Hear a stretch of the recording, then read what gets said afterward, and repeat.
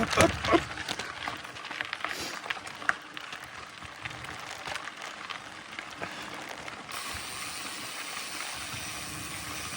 du bist gewöhnt, der macht es voll Tag.